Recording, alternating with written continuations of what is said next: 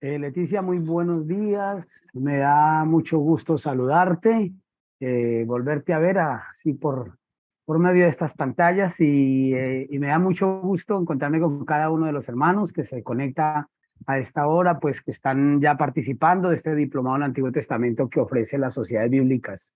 Me da una alegría cada uno de ustedes ver sus nombres, ver uno que otro rostro por ahí. Gracias, Julio, por el saludo que haces allí. Bueno, un saludo, Nancy, que ahora veo también tu rostro allí. Y bueno, los que están por allí, que por una u otra razón no se conectan, sé que a veces el tema de la conectividad se favorece estando sin video, pero bueno, igual me alegra saber que están allí. Gracias por tu saludo, Cindy, también. Y bueno, espero que podamos tener estas semanas que tenemos ahora por delante, 6 semanas. Modesto, un gusto saludarte también allí. Tenemos 6 semanas de recorrido que tendremos, 6 sábados seguidos con nuestro curso de introducción a los profetas anteriores dentro del diplomado en Antiguo Testamento. No sé, Leticia, si tú ya aclaraste sobre el tema del horario, lo de las clases, o lo volvemos a reforzar. Hoy hubo un cambio muy pasajero. Germán, un gusto saludarte también. Allí otro saludo, un placer. Normalmente nuestra clase, o normalmente no, en adelante, nuestra clase, profetas anteriores, será en el primer bloque. No voy a dar la hora porque como sé que cada uno está en un país distinto, entonces las horas son diferentes. Pero a profetas anteriores será en el primer bloque y profetas posteriores será en el segundo bloque. ¿Está bien el anuncio, Leticia? Para que lo tengamos presente, ¿vale? Hoy, único día que hubo ese cambio, pero continuamos ya la próxima semana en un orden diferente. Bien, profetas anteriores, tuvimos la oportunidad de tener una primera clase eh, inicial hace unos días, no recuerdo exactamente cuánto. Supongo que algunos de los que están acá participaron de ese webinar. Supongo que es así, tal vez no todos. Lo que compartíamos en esa ocasión era precisamente la introducción a nuestro curso. Por lo tanto, hoy voy a repetir varias de los aspectos que trabajamos allí en esa clase inicial. Así que si algunos de ustedes participaron de ese primer charla que tuvimos allí, sencillamente lo tomarán a nivel de repaso y de refuerzo de lo que había compartido allí en esa oportunidad. Bien, así que me permito ahora pasar a la presentación. No sé si tengo acceso ya a la presentación. Entonces vamos a ir allí a ver si podemos ampliarla. Ok. Bueno, según tengo entendido, ya deben estar viendo la presentación. Si hay alguna dificultad que alguien tenga, por favor nos lo hace saber para tratar de resolver las situaciones. Me piden que tengamos nuestro tiempo en dos espacios de 1 hora cada uno, bueno, 55 minutos, y que demos un espacio en la mitad para preguntas de unos 10 minutos. No obstante, según la coordinación del programa, nos dejan a libertad poder organizar eso de otra manera si consideramos necesario. Yo prefiero que las preguntas se vayan presentando a medida que vamos avanzando. Primero porque a veces de pronto a alguien no se le ocurre tomar nota y después se le olvidó cuál era la pregunta que tenía, o a veces también ya se hace después una pregunta que queda como un poco fuera de contexto. Es decir, por mí no hay problema en que interrumpan, entendamos este espacio, por favor, como un aula de clase. Estamos aquí en un aula de clase. Es un aula virtual, pero es un aula de clase. Estamos trabajando sincrónicamente, todos estamos al mismo momento aquí, así que tómense la libertad, no hay problema, interrumpan, levanten su mano, ya sea la manito que les permite ahí Zoom levantar o físicamente allí me hacen señas y yo estoy muy atento claro, obviamente si tiene su cámara encendida, pues entonces puede hacerme señas y yo con gusto le doy el espacio para que haga la pregunta. O sencillamente interrumpa, tranquilo, no hay problema, abre su micrófono, e interrumpe y dice, perdón, quiero hacer una pregunta o comentario o discusión o presentar un desacuerdo con alguna de las cosas que se esté planteando, no hay ningún problema. Está bien, con toda tranquilidad y con toda libertad. ¿Bien? Ok. Nuestro curso, inicialmente el módulo dentro del diplomado, es titulado Introducción a la Historia y a la Teología del Antiguo Testamento. Es el nombre inicial o genérico que se le da al módulo que nosotros estamos tomando. No obstante, nos vamos a concentrar con el Antiguo con los profetas anteriores. Nos concentramos con ellos, que es nuestro tema fundamental de estudio. Para arrancar allí, comencemos haciendo un comentario importante para que tengamos muy presente nuestro acercamiento. La Biblia, algo que ya supongo todos ustedes saben y conocen, no es un solo libro.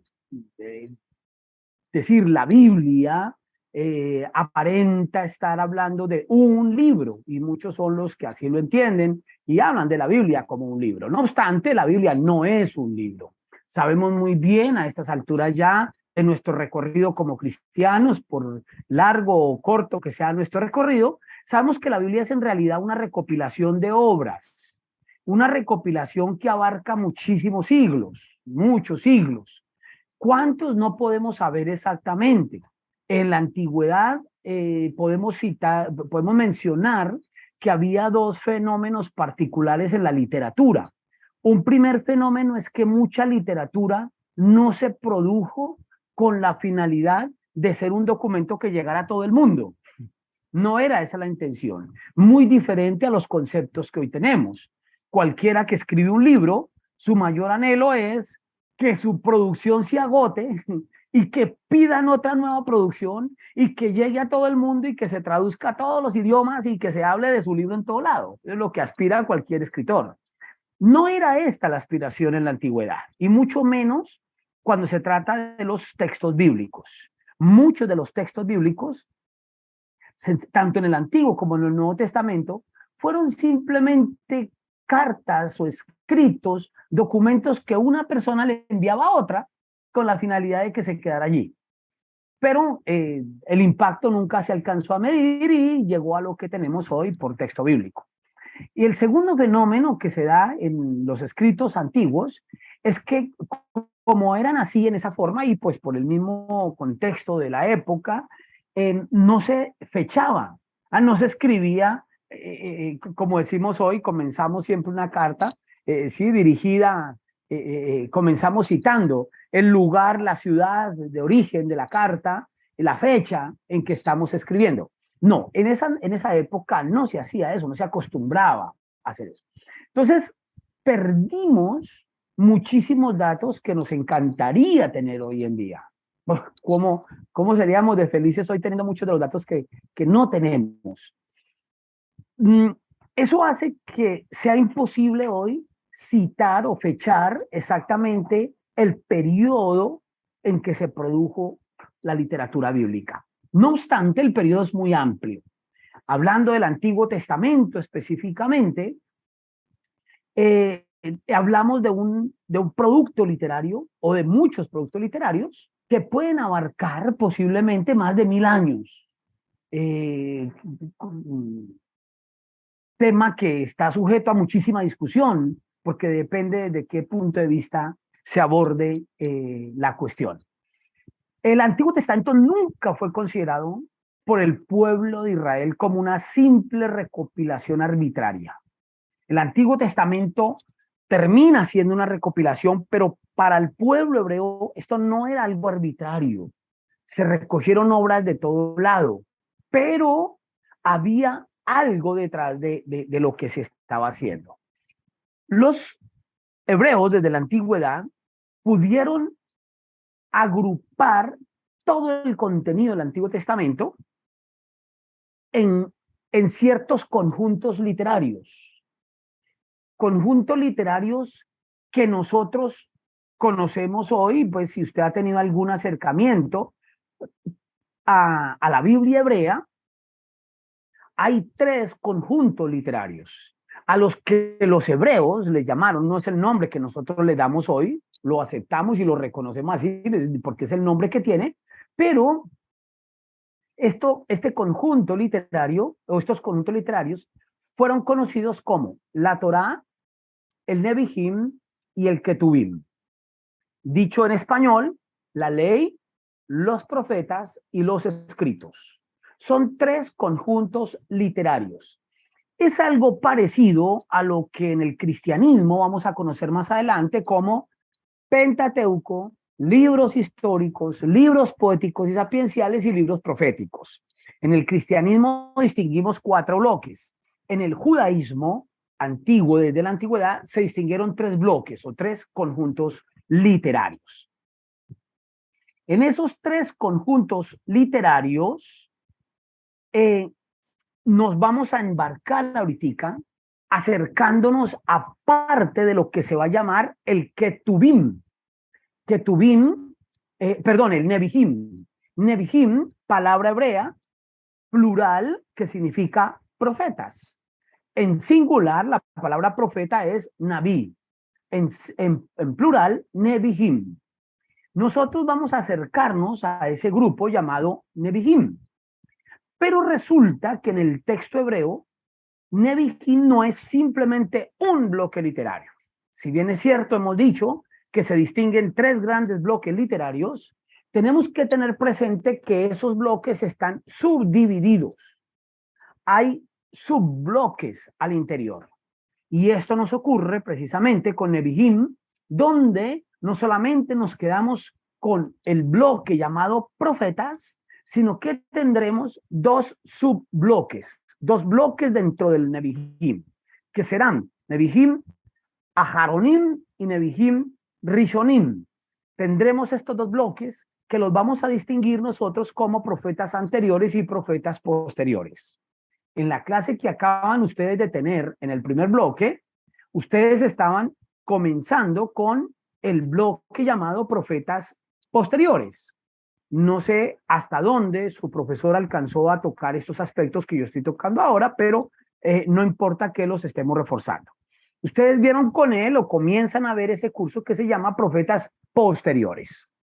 Tendremos la oportunidad aquí de acercarnos al bloque llamado profetas anteriores. Es lo que vamos a tocar nosotros acá. Bien, yo les presento excusas por lo que está pasando en este momento con mi pantalla. Yo sé que ya ustedes vieron ahí que empecé a titilar la imagen mía. Este es un problema que está presentando Zoom. No sé cuántos ya lo han vivido. Lo viene presentando Zoom en los el último mes o últimos meses, no sé exactamente. Entonces, eventualmente la pantalla empieza a titilar. Yo sé que la presentación la están viendo sin problema y eso es lo importante que vean. Si no pueden ver bien mi cara, no hay ningún problema, no se están perdiendo de nada. Lo importante es que vean bien la presentación.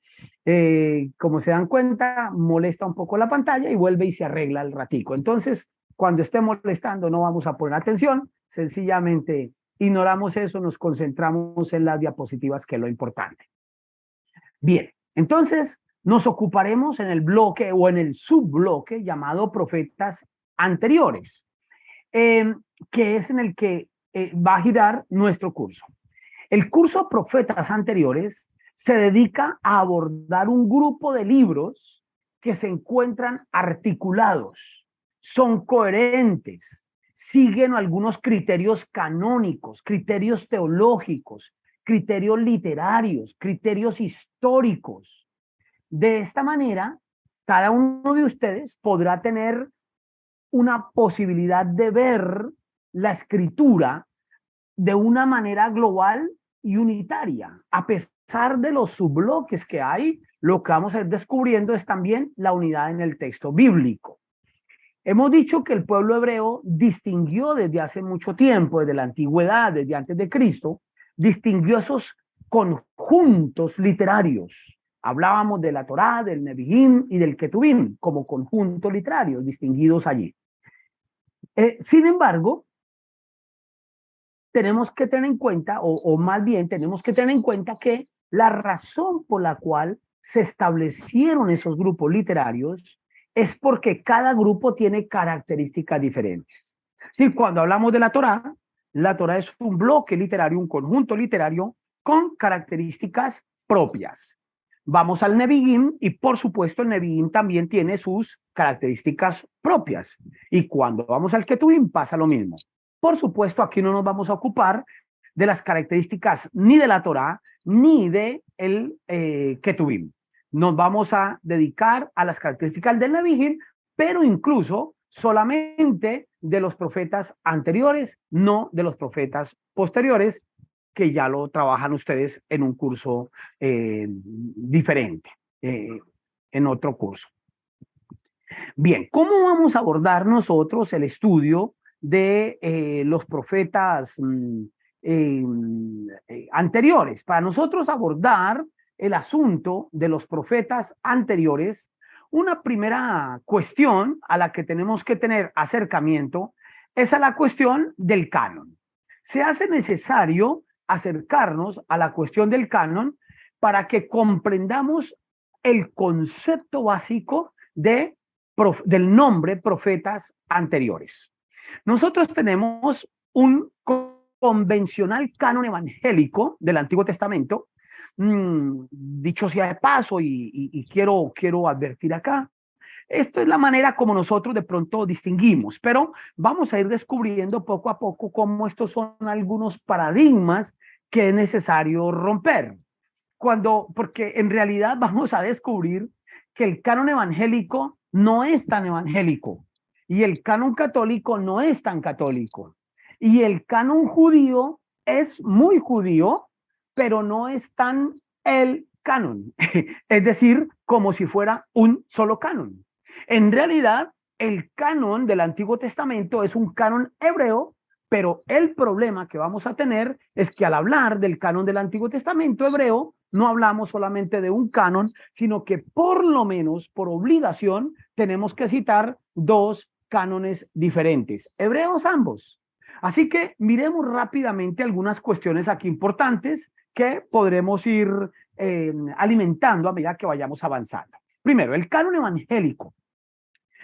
Y lo pongo ahí entre comillas. ¿Por qué lo llamamos evangélico? Porque es el que aparece o el que nos hemos aprendido convencionalmente dentro de la iglesia evangélica. Y con todas sus vertientes, con todas sus corrientes. Algunos que dicen yo no soy evangélico y prefiero no llamarme evangélico, pero estamos inmersos dentro de ese mismo concepto de canon del Antiguo Testamento. Un canon que está dividido o repartido, agrupado en 4 bloques literarios. Pentateuco, históricos, poéticos y sapienciales, y profetas, como ya lo habíamos mencionado anteriormente. Pentateuco, 5 libros, que ya sabemos muy bien, Génesis, Éxodo, Levítico, Números, Deuteronomio. Los libros históricos que van desde Josué hasta Esther. Los libros poéticos y sapienciales, que son fundamentalmente 6. Usted va a decir, pero en la lista yo solo veo 5. Bien, ya lo vamos a aclarar. Tenemos a Job, Salmos, Proverbios, Eclesiastés y Cantares, pero ojo con algo importante. El libro de Lamentaciones, que generalmente lo incluimos nosotros dentro de los profetas, porque aparece inmediatamente después del libro de Jeremías. Resulta que los profetas empiezan en Isaías y van hasta Malaquías. Entonces, como los profetas empiezan en Isaías y el canon aparece como Isaías, Jeremías, Lamentaciones, muchos son los que ubican a Lamentaciones como libro profético. No obstante, tenemos que aclarar que Lamentaciones no pertenece al cuerpo profético, sino al cuerpo poético.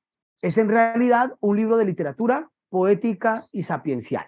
Así que tendríamos 6 libros en ese bloque llamado poético y sapienciales. Y tendríamos, en principio, 16 profetas dentro de los dentro del bloque que denominamos libros proféticos. Tendríamos 16 libros. De esos 16 libros que tenemos, llamados profetas, es lo que se va a conocer en la Biblia hebrea los profetas posteriores. ¿Dónde están entonces los profetas anteriores? Por ningún lado nosotros aquí vemos el bloque llamado profetas anteriores. Bien, ¿por qué no lo tenemos? Porque lo que tenemos aquí es el canon, que como les he dicho, le denominamos canon evangélico del Antiguo Testamento. Algunos de pronto quedaron con la inquietud, pero ¿por qué dice usted que esto no es tan evangélico como nosotros creemos? Bueno, porque en realidad esta agrupación que tenemos acá y estos libros que aparecen acá no provienen de un ejercicio dentro de la iglesia evangélica. Martín Lutero no fue el que definió el canon protestante del Antiguo Testamento.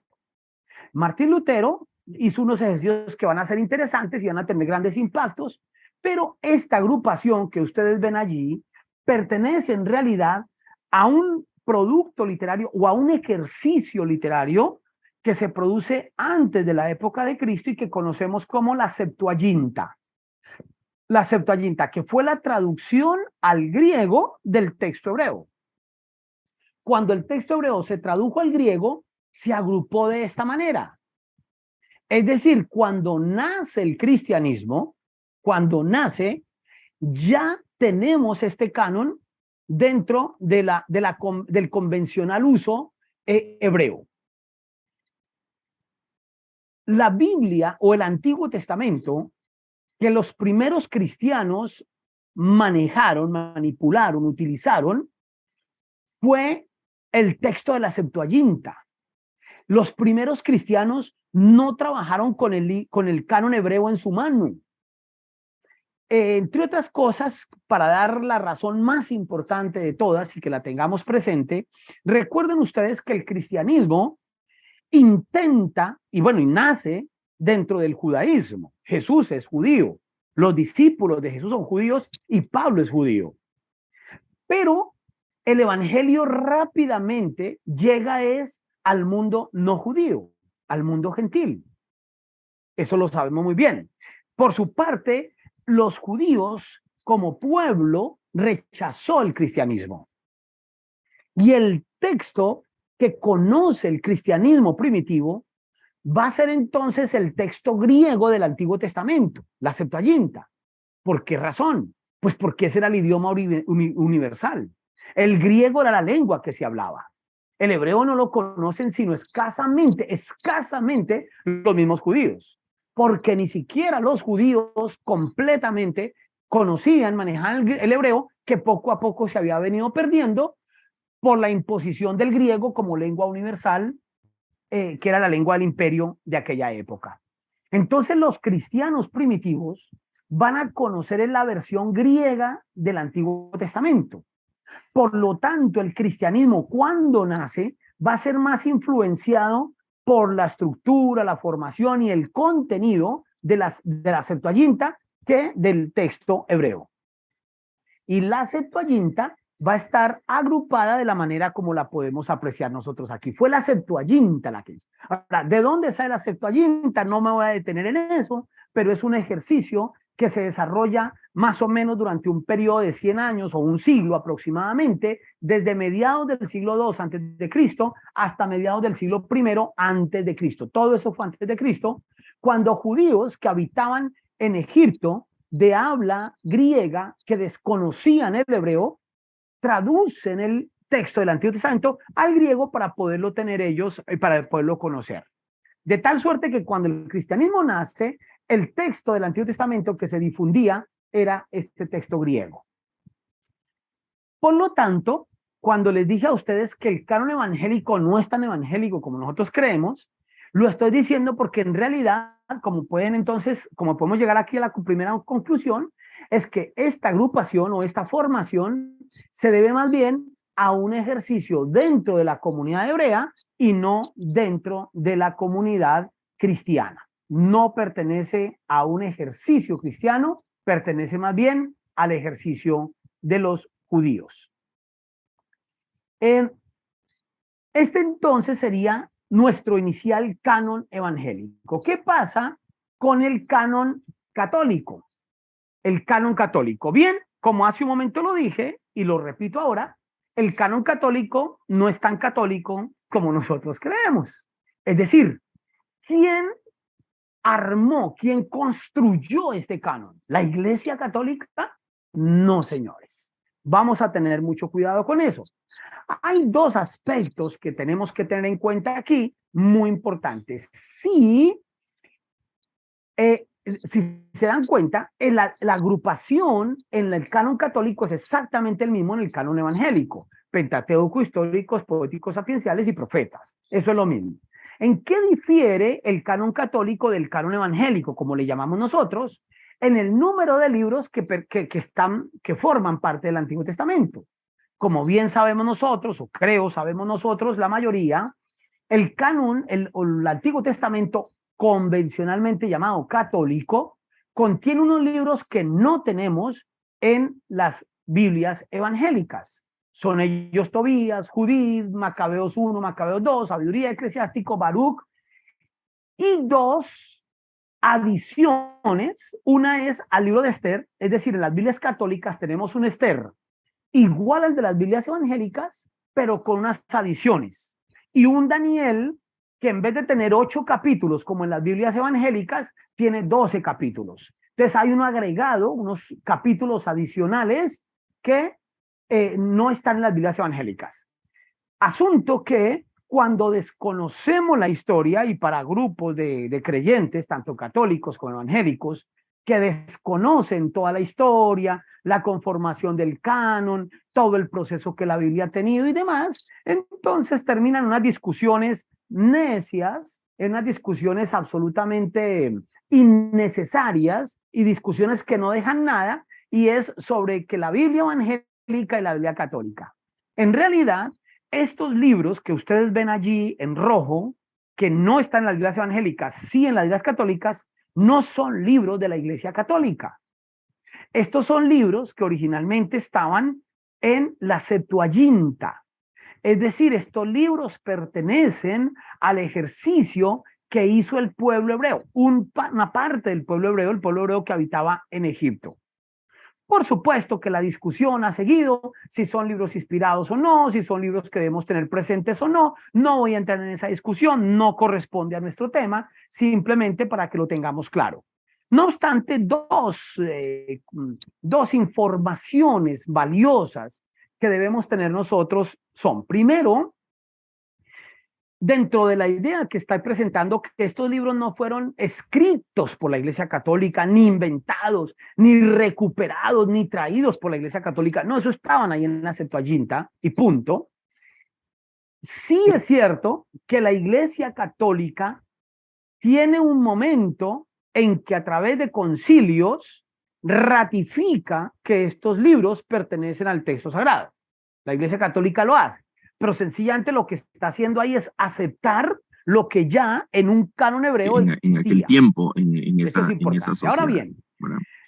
cuando estos libros okay. quedan Pero en la como estábamos primera hablando con Carla y con algunos de la hermanos que están Biblia anotando aquí en el chat, completa, estoy viendo los que es la mensajes, Vulgata Latina, estos temas que también los quedó vamos a escrita al reforzar y a latín. retomar en las Cuando clases, estos en libros las clases se siguientes. incorporan Okay. allí, Bueno, agradezco ahí la Jerónimo, paciencia quien habría sido el y encargado de ¿qué? realizar este Traspiés de la ejercicio, sesión de pone esta una mañana, anotación muy pero importante con la ayuda del en Señor estos vamos a libros. estar mejor en La el anotación próximo sábado. decía, Así que un poco gran más o abrazo menos, en para palabras todos, más, espero que palabras estén menos, bien y que que este estos día libros siga siendo de un buen eran aprendizaje necesarios, también. Saludos mis hermanos, importantes, bendiciones. aceptados por la Iglesia, Muchas gracias, pero que profesor no Luis. Entonces tenemos poseían un receso. la Vamos a tener misma un receso de 5 autoridad minutos doctrinal que los para demás poder libros. ingresar al siguiente. Esto quedó consignado en la Vulgata Latina.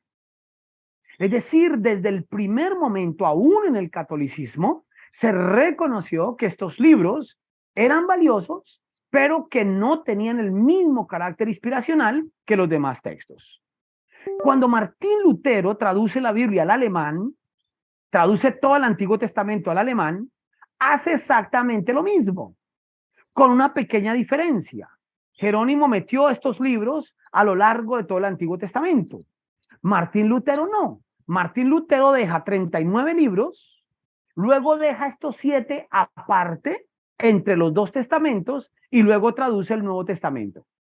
Pero hace lo mismo que Jerónimo, y es que introduce estos 7 libros poniendo una notación similar a la que había sido consignada en la Vulgata Latina, en donde deja claro Lutero que estos libros no poseen la misma autoridad doctrinal que los demás textos, los 39 libros anteriores. Entonces, ese es un dato muy importante que nosotros tengamos presente, porque no se trata de peleas entre distintas sectas o sectarismos cristianos, sino que más bien esto es un problema que hemos heredado del judaísmo, pues fueron los judíos antes del cristianismo los que llegaron a establecer 2 cánones distintos en diferentes momentos de la historia.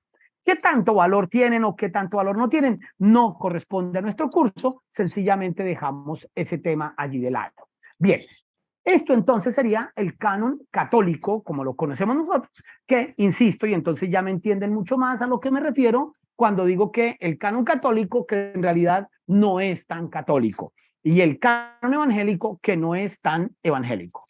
Pasemos entonces de esta manera al canon hebreo.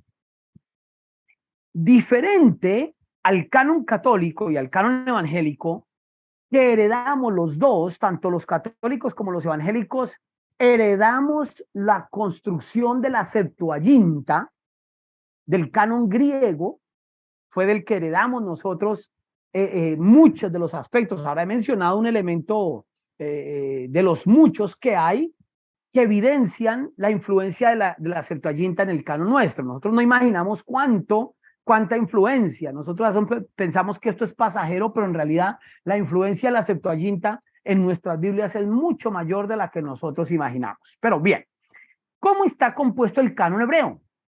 Este canon que estamos mencionando aquí, ahora sí es el canon hebreo. Ya este no es el canon de la Septuaginta. Es el canon hebreo convencional, tradicional, o más bien digamos, el canon hebreo oficial. El canon hebreo oficial, como ya lo había advertido anteriormente, está compuesto de 3 conjuntos literarios. El primero lo conoceremos como Torá, que traducimos al español como ley. Primer conjunto literario, primer grupo literario en el canon hebreo. Segundo grupo literario, conjunto literario, el Nevi'im, que traducimos al español como profetas. Nevi'im o profetas será el segundo bloque literario. Y el tercer bloque literario será el Ketuvim. ¿Cuáles son los libros que componen cada bloque literario? La Torá equivale a lo que nosotros conocemos como Pentateuco. Dicho sea de paso, no sobra advertir que Torá no significa Pentateuco ni Pentateuco significa Torá. Son 2 palabras con significados distintos. Pentateucos es una palabra de origen griego que significa 5 cántaros, hace referencia a los cántaros que contenían los rollos. Estos Pentateucos. Torá, palabra hebrea que traduce ley. Por lo tanto, Torá no significa Pentateuco, no son 2 términos similares. Pero el contenido de la Torá sí es el mismo contenido del Pentateuco. Torá contiene los 5 primeros libros, al igual que el Pentateuco contiene los 5 primeros libros. Libros que miren ustedes, para que se vayan dando cuenta o para que vayamos todavía enriqueciendo más nuestro conocimiento, miren ustedes que en el canon evangélico, al igual que en el canon católico, a estos primeros 5 libros les llamamos Génesis, Éxodo, Levítico, Números y Deuteronomio. Nombres que no son hebreos. Estos nombres son de origen griego. ¿Cómo tenemos en nuestra Biblia libros con nombres griegos? Porque la influencia de nuestro canon es mayormente influencia de la Septuaginta. Fue la Septuaginta la que le llamó a estos libros de esta manera. Génesis, palabra griega que significa comienzo.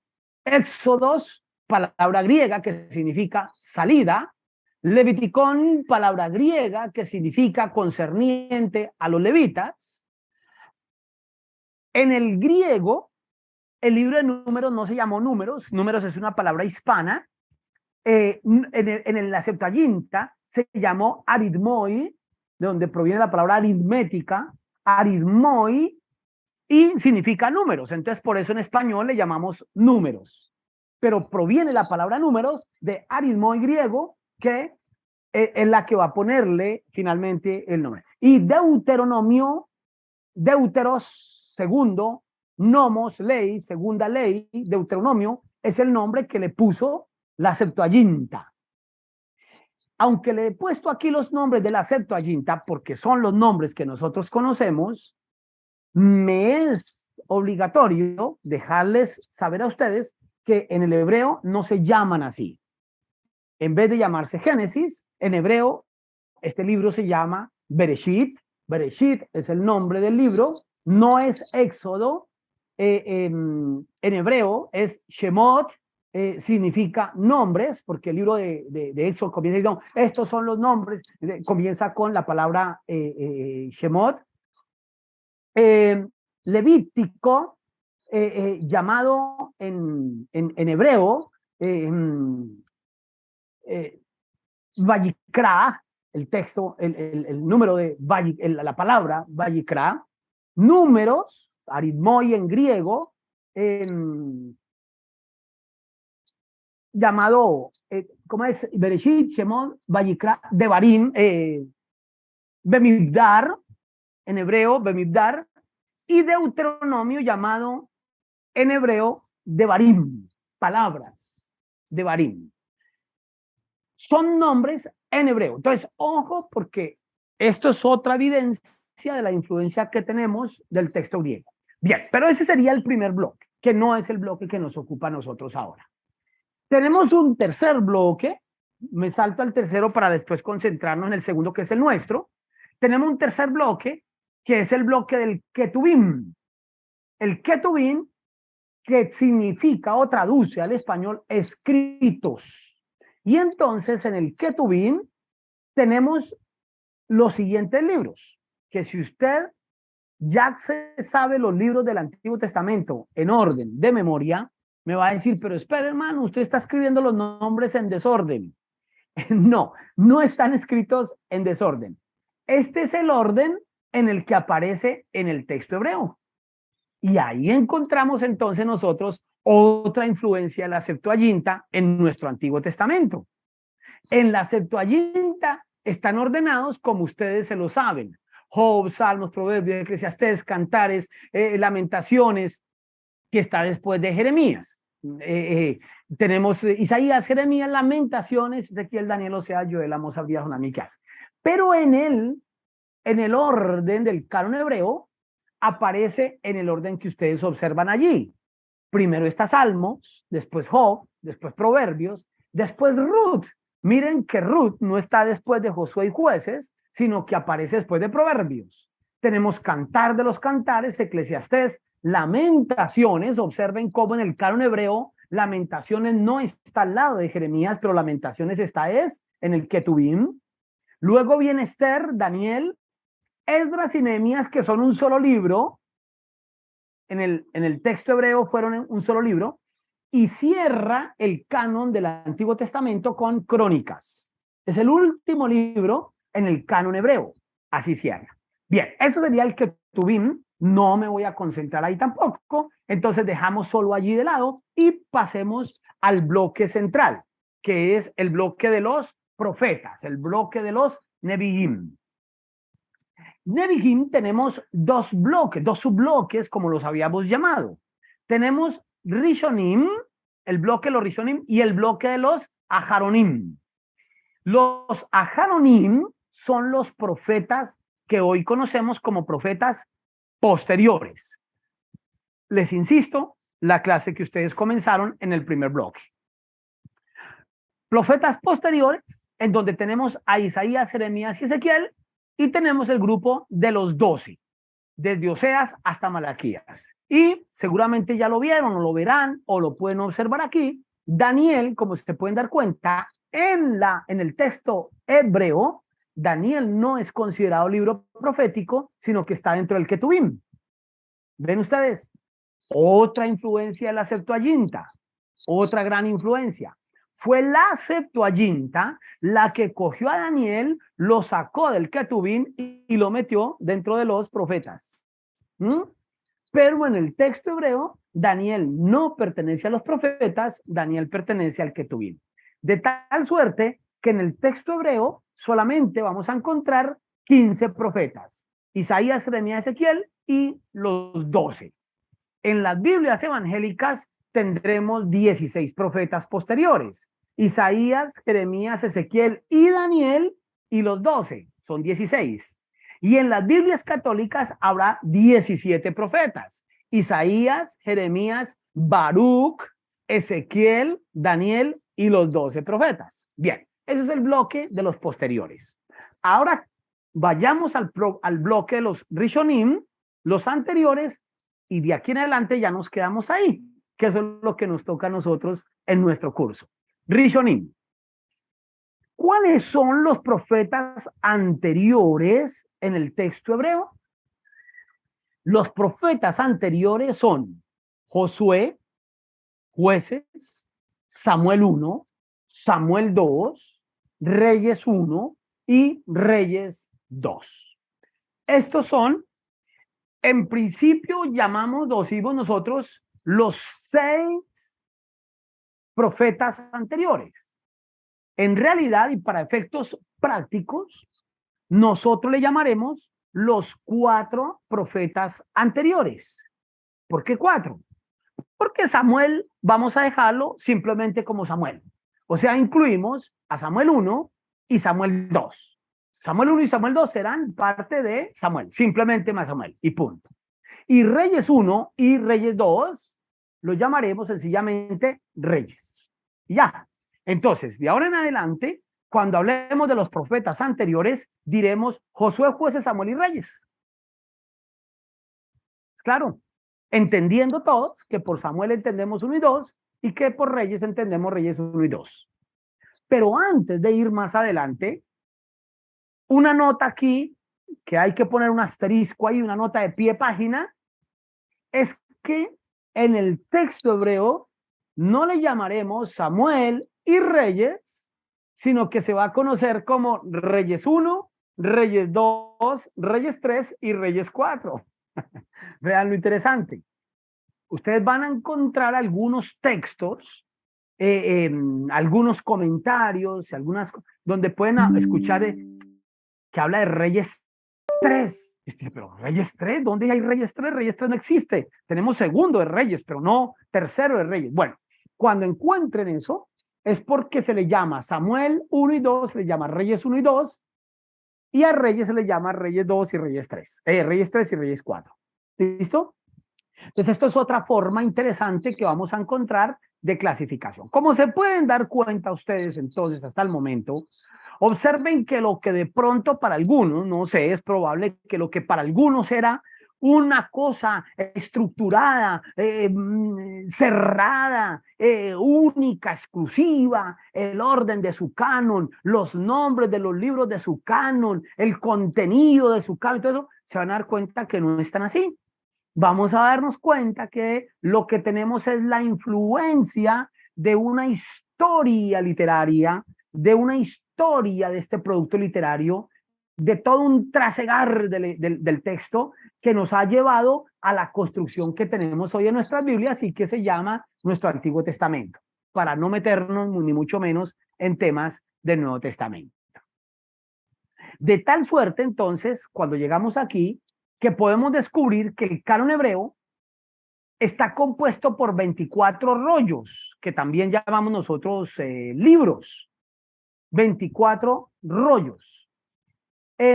Algunos han hecho un ejercicio ahí un poco forzado, algunos judíos, unas tradiciones judías, toman Ruth y lo fusionan a Jueces, y toman Lamentaciones y lo fusionan con Jeremías, con la finalidad de reducir los rollos y que no queden 24 rollos, sino solamente 22, con la finalidad de hacer coincidir el número de libros con el número de letras del alefato hebreo o alfabeto hebreo. Las letras hebreas son 22 y entonces era costumbre en la antigüedad componer algunos poemas que llamáramos poemas acrósticos. ¿Qué es un poema acróstico? No es como los acrósticos que algunos solemos hacer hoy en día. Entonces, cuando uno está enamorado, coge el nombre de su amor y entonces con cada letra del nombre de su amor uno compone un poema. Entonces, mi esposa se llama Claudia y yo le voy a componer un poema. C, cuánto te amo. L, las muchas aguas no podrán apagar el amor ni ahogarán los ríos. Por la A, amor es lo único que siento por ti, etcétera.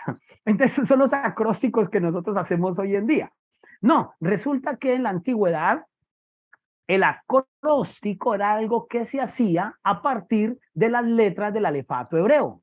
Entonces es un ejemplo muy grande que tenemos, es el Salmo 119. El Salmo 119 está compuesto por 22 estrofas. 22 estrofas tiene el Salmo 119. No sé si usted ha visto en su Biblia. Y además, cada estrofa tiene un nombre. Esos nombrecitos que en algunas Biblias aparece, que usted lo puede ver en la parte superior, son los nombres de las letras del alefato hebreo o el alfabeto. Aleph, Bet, Gimel, Dalet, He, Valle. Son los nombres de las letras hebreas. Entonces, ¿qué era lo que hacían en la antigüedad? Componían poemas con las letras del alefato. Entonces, algunos, para continuar con esa exaltación del alefato, entonces van a resumir, a comprimir los 24 rollos en 22 para que coincida también con ese instrumento poético que fue muy común en la literatura hebrea antigua. Bien, ok, llegamos a nuestra mitad de tiempo y los veo muy callados, los siento muy callados. Entonces, yo les dije, interrumpan cuando quieran para no tener que esperarnos hasta la mitad de darles el espacio de preguntas. Pero como no han hablado, pues entonces les quiero dar un espacio si alguien quiere hacer alguna pregunta o algún comentario que sea pertinente acá. No sé si todo está quedando claro o tenemos que reforzar algún aspecto adicional, ustedes me dirán.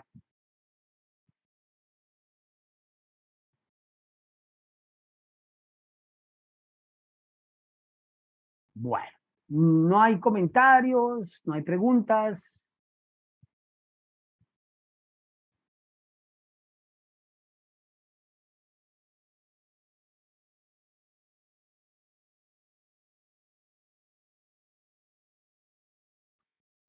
Bien, entonces, bien, me dicen que vamos bien, entonces, bueno, sigamos. Les reitero, si alguien quiere hacer preguntas en algún momento, tranquilos, con toda confianza, interrumpen, no hay ningún problema. Bien, ¿qué es importante entonces ahora dejar claro aquí con el acercamiento que vamos a tener a nuestros profetas anteriores? Cuando llamamos profetas anteriores a Josué, Jueces, Samuel y Reyes, vamos a tener muchísimo cuidado con lo siguiente. La palabra profetas posteriores se refiere a Isaías, Jeremías, Ezequiel, Osea, Joel, Amós, Abdías, una Micana, una Acusofonía, Zacarías y Malaquías.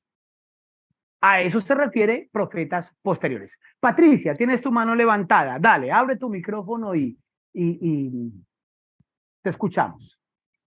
Sí, querido profesor. Discúlpeme que haga una pregunta que nos haga retroceder. Solamente que no me quedó muy clarito esa parte cuando usted dijo que el Pentateuco y la Torá, digamos, son diferentes a pesar de que tienen el mismo contenido. Solamente si usted pudiera hacer una pequeña énfasis para que me quede totalmente claro. Muchas gracias. Vale, Patricia, con mucho gusto, no hay ningún problema, no tienen que disculparse, tienen todo el derecho de preguntar lo que quieran. Bien, Lo que dije fue que la palabra Torah no equivale a la palabra Pentateuco. Torah es un término hebreo. Pentateuco es un término de origen griego. Las dos palabras no equivalen a lo mismo. No son lo mismo. Vamos a mirar nosotros, por ejemplo, un término en nuestros idiomas modernos. Yo digo puerta en español. ¿Sí? Decimos puerta. En inglés decimos door. En alemán decimos Tua. Son tres palabras en tres idiomas distintos, español, inglés y alemán, pero las tres palabras significan lo mismo. En el caso que estamos hablando de Torah y Pentateuco, Torah no significa lo mismo que Pentateuco. ¿Qué significa la palabra Torah? Significa ley. Eso significa. ¿Qué significa la palabra Pentateuco? Significa 5 cántaros. Es literalmente lo que significa, 5 cántaros. Que lo entendemos nosotros como 5 rollos, porque hace referencia a los cántaros que contenían los rollos. Entonces, 5 cántaros significa Pentateuco. Luego, la palabra significa cosas diferentes, pero su contenido es lo mismo. ¿Qué contiene la Torah? La Torah contiene Bereshit, Shemot, Vayikra, Bemidbar, Devarim. O sea, Génesis, Éxodo, Levítico, Número, Deuteronomio.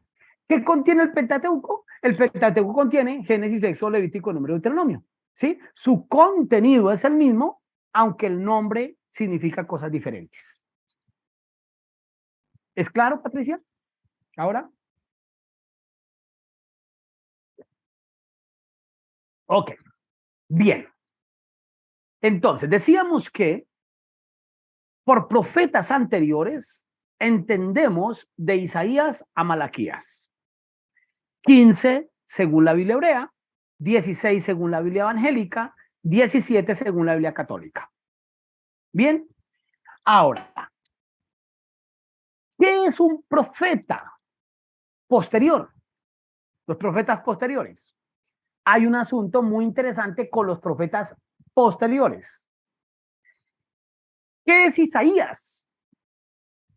Isaías es un hombre, es un profeta, es una persona, pero Isaías también es un libro. ¿Estamos? Es un libro. Luego, cuando yo digo, por ejemplo, si yo fuera a hacer un ejercicio ahorita, decirles a ustedes, venga, hábleme de Abdías. Le hago la pregunta a alguno, le digo, hábleme de Abdías. Usted podría decirme a mí, un momentico, profesor, ¿de qué quiere que le hable? ¿Del libro Abdías o de la persona Abdías? ¿Vemos? Porque Abdías es tanto un libro como una persona. ¿Estamos? ¿Qué pasa? Ahora, esas personas que estamos citando aquí, Isaías, Jeremías, Ezequiel, Daniel, o sea, eran profetas. Como personas eran profetas.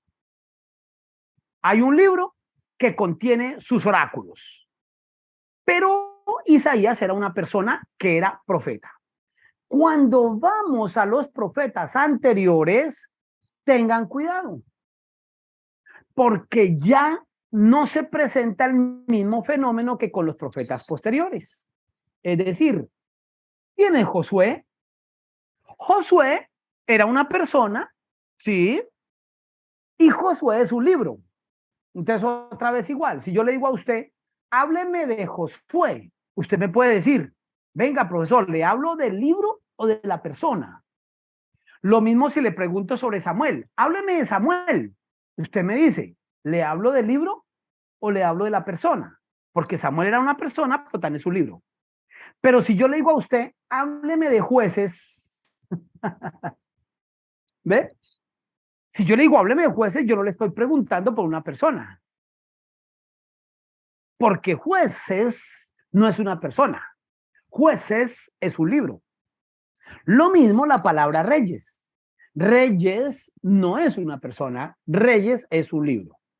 Ahora, si bien es cierto, Josué es una persona y Samuel es una persona, cuidado porque mientras a Samuel lo conocemos como profeta, a Josué no. Josué no era profeta. Entonces aquí viene un problema serio y es que cuando decimos profetas anteriores, usted podrá preguntarse, ¿por qué se le llama esto profetas anteriores? ¿Acaso Jueces era un profeta? ¿Acaso Reyes era un profeta? No. Entonces aquí tenemos que aclarar lo siguiente, que a lo que nosotros le llamamos profetas posteriores, es decir, el nombre de nuestro curso, vamos a tener que abordar el curso profetas anteriores. ¿Qué significa? Aquí no vamos a estudiar personas. El objetivo de nuestro curso no es hablar de unas personas, por supuesto que vamos a hablar de unas personas.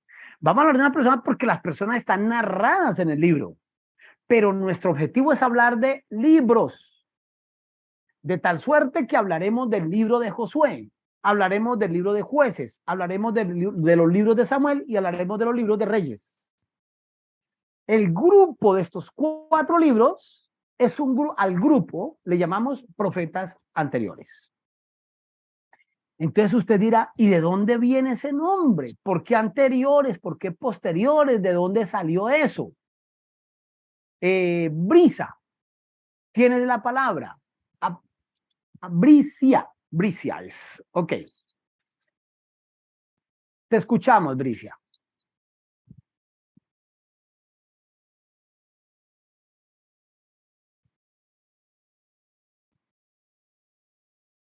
Bricia, ¿tienes tu mano levantada? Bendiciones, mis hermanos. Para ti también. ¿Puedo responder a su pregunta o es bueno? Bueno, dale, claro, fabuloso. Ayúdame un poquito. Profetas anteriores y posteriores. Yo me refiero, quiero pensar que se refiere antes y después del exilio. Muy bien. Sí, dime. ¿Estoy en lo correcto o no? Bien, gracias, Bricia, por haber intentado responder la pregunta. ¿Por qué resulta que eso nos da pie para aclarar? Porque efectivamente lo que tú acabas de decir es lo que muchas veces se piensa, se cree y eso genera confusión. Gracias. Pero efectivamente la respuesta es no, Bricia, no. Muy interesante, porque lo que tú estás diciendo es la tendencia de muchos a creer. No.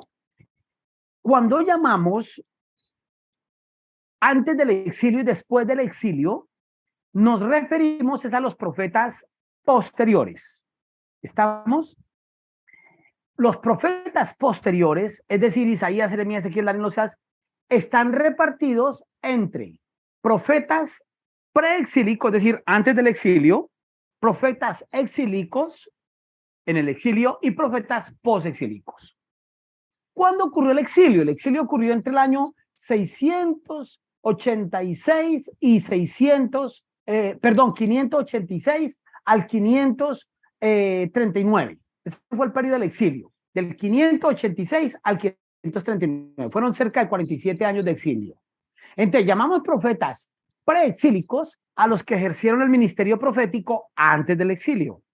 Profetas exílicos a los que ejercieron el ministerio en el exilio y posexílicos a los que ejercieron después del exilio. Por ejemplo, antes del exilio tenemos a Amós, Oseas, Isaías, Miqueas. En el exilio tenemos a Ezequiel, tenemos a Daniel. Después del exilio tenemos a Ageo, a Zacarías, a Malaquías. ¿Ya? Eso es preexilio y posexilio. Pero cuando hablamos de profetas anteriores, no nos referimos a profetas antes del exilio. No. ¿Por qué razón? Porque lo acabo de decir. Aquí ya no estamos hablando de personas, sino de libros. Los profetas anteriores no son personas, son libros. Son libros a los que el pueblo judío le llamó profetas anteriores. ¿Por qué les llamamos profetas anteriores? Bueno, déjenme darles un par de datos sobre la razón por la cual le llamamos profetas anteriores. En la Biblia aparece la expresión Nebihim Rishonim. Esa expresión aparece en el libro de Zacarías. Aparece 3 veces. En Zacarías capítulo 1, versículo 4. Se repite en capítulo 7, versículo 7. Y se repite en el versículo 12 del mismo capítulo 7.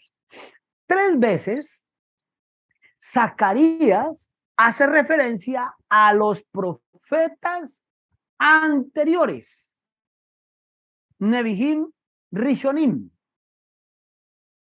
¿De quién está hablando Zacarías? No lo sabemos. Zacarías es uno de los últimos profetas. Zacarías ejerció su ministerio después del exilio, más o menos en el año 618. 518, perdón, después del exilio. 518 es posexílico. Es de los últimos profetas. Entonces, Zacarías dice, así dijeron los primeros profetas. Nebihim Rishonim. No sabemos a qué se refería. Pero entonces, en la Biblia hebrea, usaron esa expresión de Zacarías para referirse a un movimiento profético que hubo antes de los profetas posteriores. ¿Quiénes son los posteriores? Isaías, Jeremías, Ezequiel. ¿Cuál es el primero en la historia de todos ellos? Tal vez Amós, tal vez Jonás. Estamos allí entre esos profetas. Fueron los primeros que aparecieron. Pero antes de esos profetas hubo otro movimiento profético. Movimiento profético que estuvo representado por Elías, por Eliseo, estuvo representado por una cantidad de personajes que van a ser muy interesantes. Quizá nosotros ni sepamos la cantidad de profetas que se movieron en los tiempos iniciales. ¿Recuerdan ustedes que fue un profeta el que llegó a Samuel y le dijo, yo había dicho que la casa, le habló a Samuel refiriéndose a Elí, y a Elí le dijo después, yo había dicho que tú y la casa de tu padre andarían perpetuamente delante de mí, no sé qué, y vino y le dio un discurso. Es un profeta desconocido que apareció. En la época de los reyes del reino dividido aparecieron muchos profetas, antes de Amós, antes de Miqueas, antes de Oseas, que son los primeros profetas. Entonces a esos profetas les llamaron profetas anteriores, pero como la historia de esos profetas aparece en los libros de Samuel y en los libros de Reyes, entonces en la Biblia hebrea a los libros Josué, Jueces, Samuel y Reyes se les llamó profetas anteriores. ¿Estamos? ¿Anteriores a qué? No hay una respuesta. Voy a dar una respuesta que es casi que absurda, pero es la respuesta. ¿Quiénes son los profetas anteriores? ¿Anteriores a qué? Anteriores a los posteriores. ¿Y los profetas posteriores son posteriores a qué? Son posteriores a los anteriores. Esa es, digamos, una respuesta que no es respuesta, pero es así.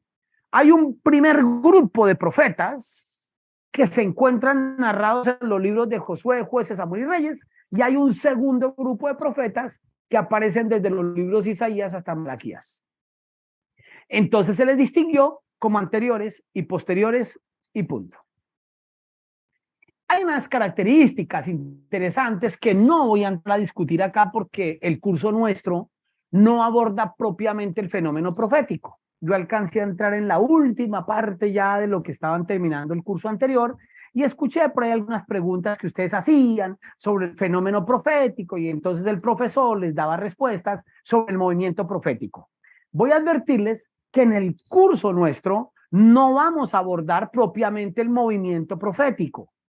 En el curso nuestro vamos a abordar más propiamente el problema de la historia de Israel. Porque si bien es cierto, hay unos hombres dentro de nuestros libros a los que le llamamos profetas, en realidad nuestra Biblia o nuestros libros, más exactamente nuestros libros, giran no tanto en torno a acciones proféticas, giran en torno a circunstancias históricas. Los libros proféticos posteriores sí se centran en el fenómeno profético. Ya será cuestión del profesor de ustedes de profetas posteriores que aborden la cuestión profética. Pero sí quiero darles al menos una gran característica o dos grandes características que diferencian el movimiento profético llamado profetas anteriores y el movimiento profético llamado profetas posteriores. ¿Cuál es la gran diferencia?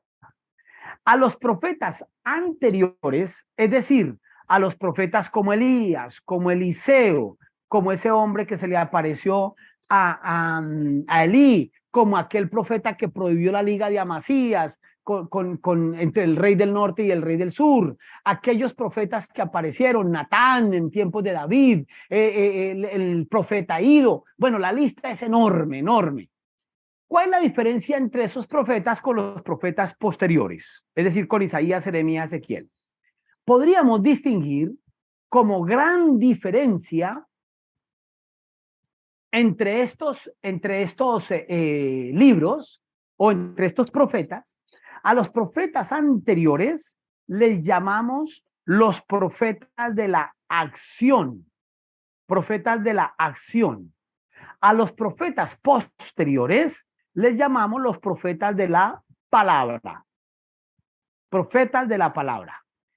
De esta manera distinguimos que el primer movimiento profético, los profetas anteriores, se distinguieron por lo que ellos hacían. Los profetas posteriores se distinguieron por lo que ellos hablaban, por lo que ellos decían. Y esto nos va a permitir a nosotros entender un fenómeno interesante. Es justamente ese fenómeno el que nos permite descubrir por qué razón quedaron libros de los profetas posteriores y no quedaron libros de los profetas anteriores. Es decir, hay un libro de Isaías, hay un libro de Oseas, hay un libro de Malaquías, hay un libro de Ezequiel. ¿Por qué? Porque esos profetas eran profetas de la palabra, eran profetas que pronunciaban oráculos y oráculos y oráculos. Y entonces los libros de ellos lo que hacen es consignar los oráculos que ellos pronunciaron. ¿Cómo se distinguieron los profetas anteriores? Los profetas anteriores se distinguieron por lo que ellos hacían. Entonces ustedes ven a Elías haciendo milagros, mandando detener la lluvia.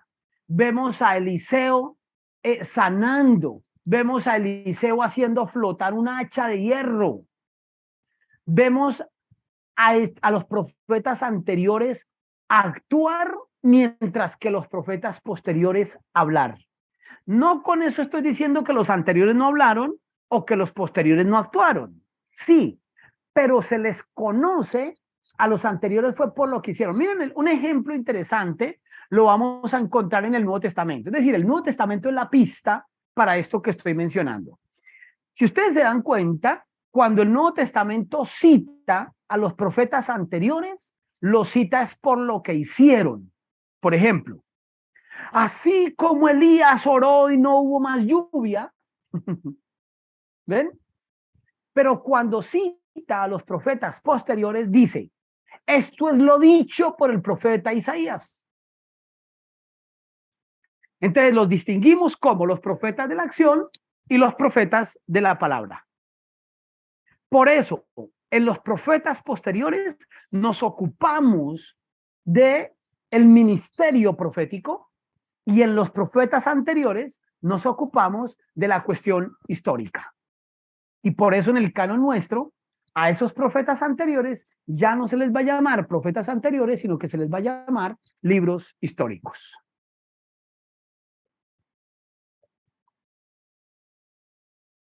Bien.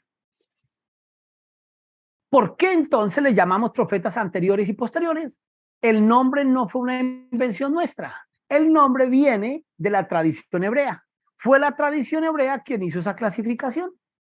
Entonces, ya teniendo claro a qué nos enfrentamos, y cuál es la materia de estudio para nosotros, entonces vamos a ir a conocer algunas características importantísimas. A ver, Bricia, te escucho.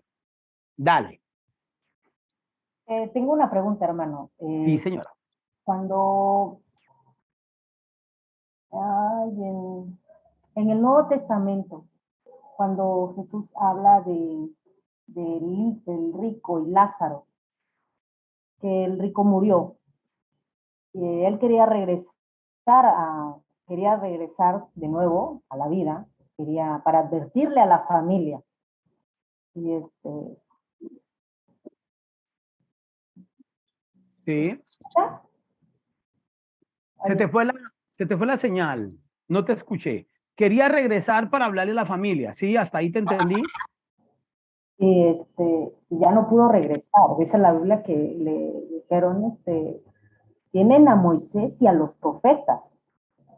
Se refiere a todos los profetas o a esta división, vaya, de profetas anteriores y posteriores. No sé si me puedo explicar. Sí, creo que te entiendo, sí. Sí, la pregunta es clara, para mí es clara. Sí, que tienen a Moisés y a los profetas. Dos cosas importantes ahí. El texto, la expresión Moisés y los profetas, ahí no está haciendo referencia a las personas propiamente, está haciendo referencia a los libros, ¿sí? Porque mira lo que está ahí respondiendo. ¿Tienen a Moisés y a los profetas? No, no los tienen porque ya están muertos. Moisés y los profetas ya están muertos, no los tienen. No se refiere a ellos, se refiere a los libros. Hay algo muy importante en el Nuevo Testamento que mismo Jesús lo va a decir en un momento determinado, y es que las escrituras dan testimonio. Las escrituras fundamentalmente quedaron para dar testimonio. Las escrituras atestiguan, las escrituras hablan. Entonces lo que está mencionando allí es que tienen el texto. Entonces dice, déjeme ir a ellos a hablarles, a predicarles. No, allá tienen el texto, o sea, si no hace, y ellos lo tienen, porque está hablando de una comunidad judía que tenían la palabra.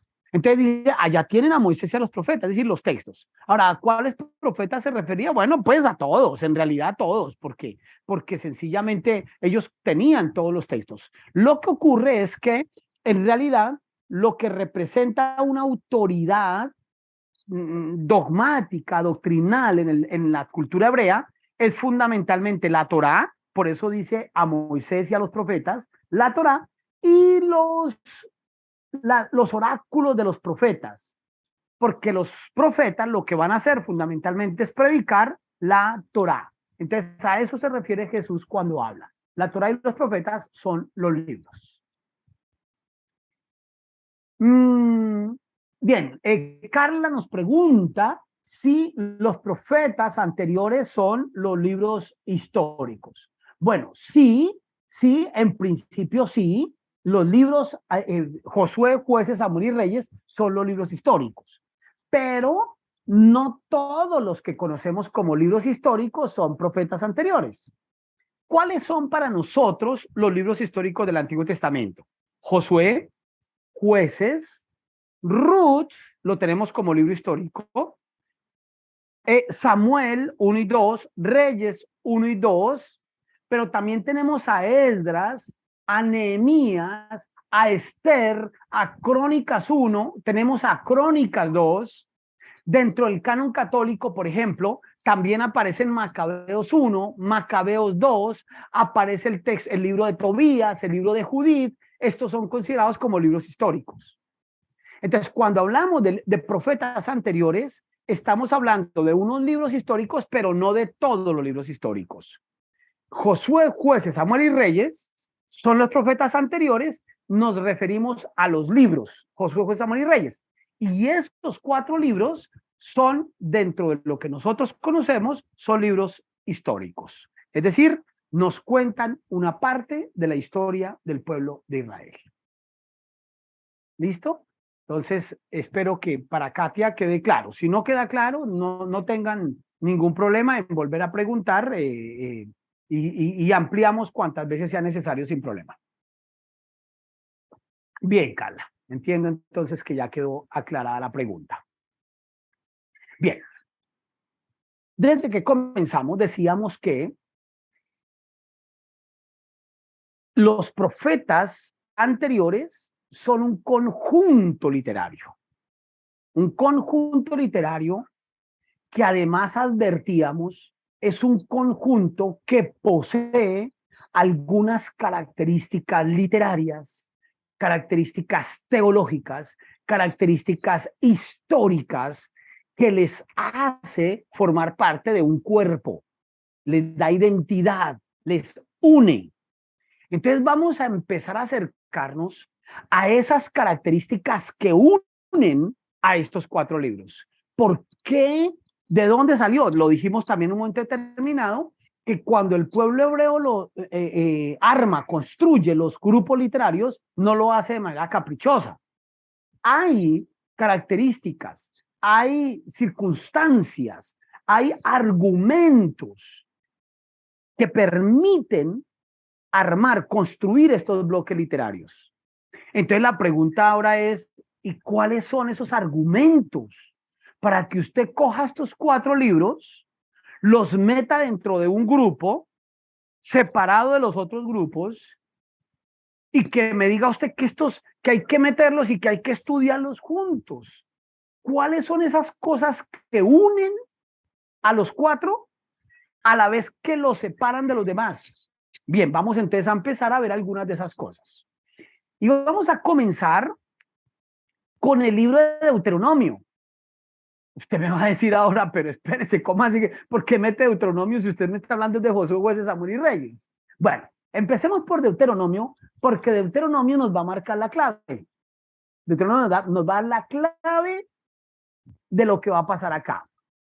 El libro de Deuteronomio termina, allá capítulo 34 del libro, termina con las siguientes palabras. Este es el cierre del libro de Deuteronomio. Así ya con eso termina el libro. Dice capítulo 34, versículos 5 al 12. Murió allí Moisés, siervo de... Usted puede leer esas 4 letras como quiera. Yo utilizo esas 4 letras que corresponden a lo que serían las 4 letras en el hebreo del nombre de Dios. Algunos lo leen como Jehová, otros lo leen como Yahvé, otros lo leen como Adonai, otros dicen ahí el Altísimo, otros dicen ahí Hashem. Bueno, usen la expresión que quiera. Yo voy a hacer lectura y les doy libertad allí. Murió allí Moisés, siervo de Jehová, en la tierra de Moab, conforme al dicho de Jehová. Y lo enterró en el valle, en la tierra de Moab, enfrente de Bet Peor. Y ninguno conoce el lugar de su sepultura hasta hoy. Déjenme hacer un primer pari allí para hacer una aclaración muy importante. Observen que el libro de Deuteronomio dice: y nadie conoce el lugar donde Dios lo enterró hasta hoy. Es decir, hasta hoy nadie ha conocido dónde fue que Dios enterró a Moisés. Interesante la expresión hasta hoy. ¿A qué se refiere ese hasta hoy? Expresión que es muy importante que la tengamos presente porque va a ser muy recurrente en algunos libros del Antiguo Testamento, especialmente en estos libros que nos corresponden a nosotros, Josué, Jueces, Samuel y Reyes. La expresión hasta hoy significa o representa el momento en que el libro fue escrito, momento de la edición final del libro, hasta hoy, hasta cuando el autor está escribiendo. Entonces, cuando ahí dice, y nadie conoce el lugar donde Dios enterró a Moisés, no lo conoce hasta hoy. Esa expresión significa que el libro de Deuteronomio fue escrito mucho tiempo después de la muerte de Moisés. Claro, yo sé que muchos de nosotros estaba acostumbrados a creer que Moisés escribió Génesis, Éxodo, Levítico, Número, Deuteronomio, que el Pentateuco fue escrito por Moisés. Incluso en algunas Biblias a los libros les llaman así, primer libro de Moisés, segundo libro de Moisés, para referirse a Génesis, a Éxodo, tercer libro de Moisés. Pero en realidad hoy podemos tener completamente claro y podemos estar tranquilos en entender que estos libros no fueron escritos por Moisés. Ahora, hay un problema ahí que tenemos que resolver, que no es, que simplemente de ubicarnos en donde estamos parados, y es muy fácil resolver. No vamos a confundir el hecho de que Moisés escribió con el hecho de que Moisés escribió el Pentateuco. Son dos cosas distintas.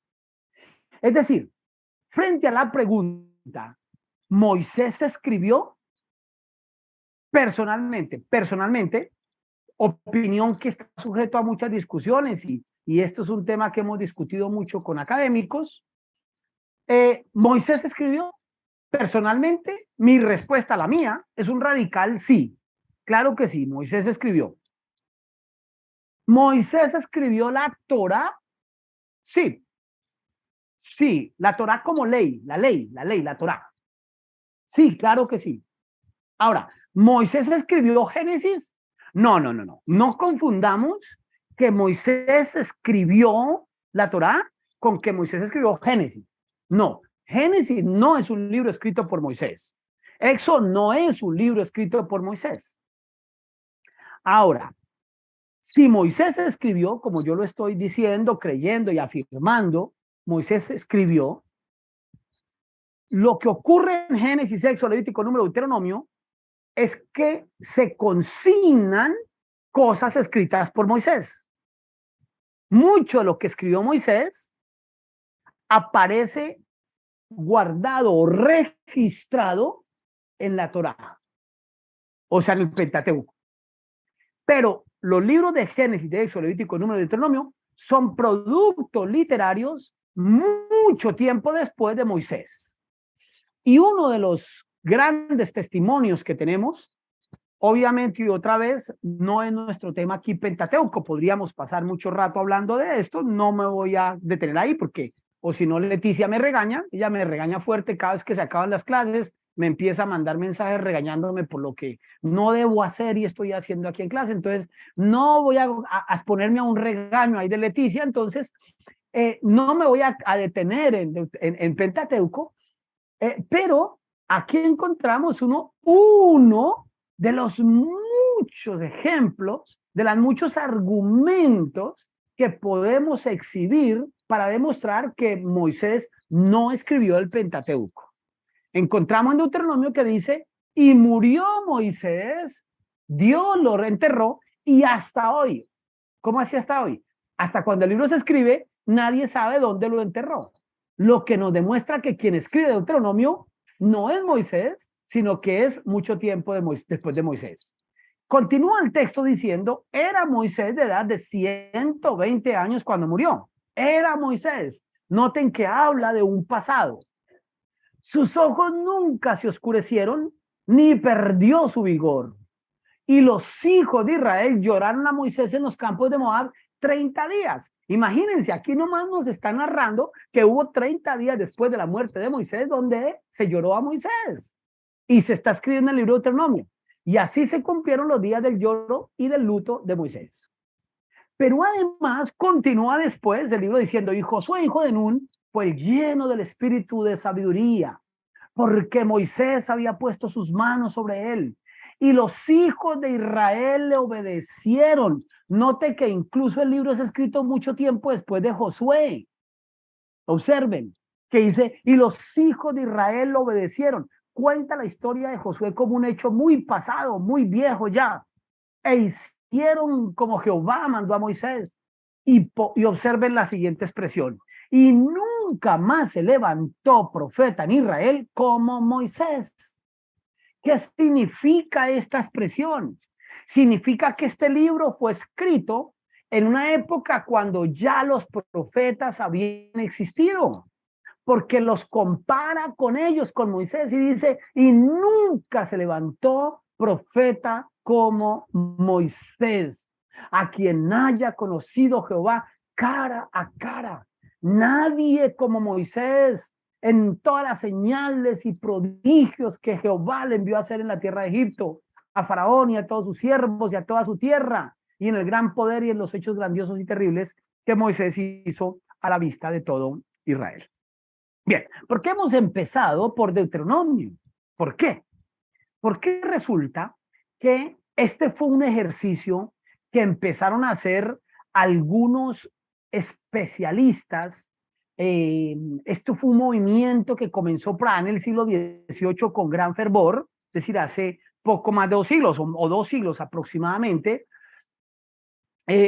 Comienza un fuerte movimiento, especialmente en Europa, en Alemania, en el seno de la iglesia protestante evangélica en Alemania. Grandes exégetas, grandes biblistas, grandes teólogos alemanes comienzan a ver una serie de detalles en el texto bíblico que les invita a investigar y a cuestionarse ciertos asuntos. ¿Y qué descubrieron estos personajes? ¿Qué surge aquí dentro de este análisis que se estaba haciendo?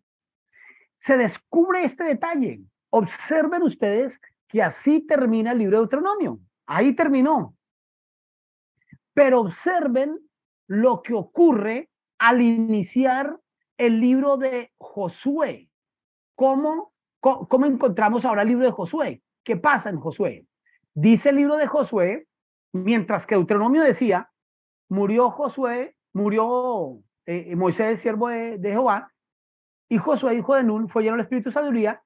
El libro de Josué comienza diciendo, aconteció después de la muerte de Moisés, siervo de Jehová, que Jehová habló a Josué, hijo de Nun, servidor de Moisés, diciendo, el resto. ¿Qué descubren estos exégetas de los que estamos hablando? Descubren que hay una identidad literaria entre el final de Deuteronomio y el comienzo de Josué. Cuando decimos una identidad literaria, podríamos también decir una continuidad literaria, una continuidad narrativa. Es decir, podemos casi que afirmar que si leemos Deuteronomio y Josué de seguido, estamos frente a una misma historia, frente a una misma novela, una misma película. Por novela no me entiendan que estoy diciendo que no existió, sino que me estoy refiriendo a una continuidad narrativa. Estamos en una película que no cierra en Deuteronomio. La película continúa en el libro de Josué.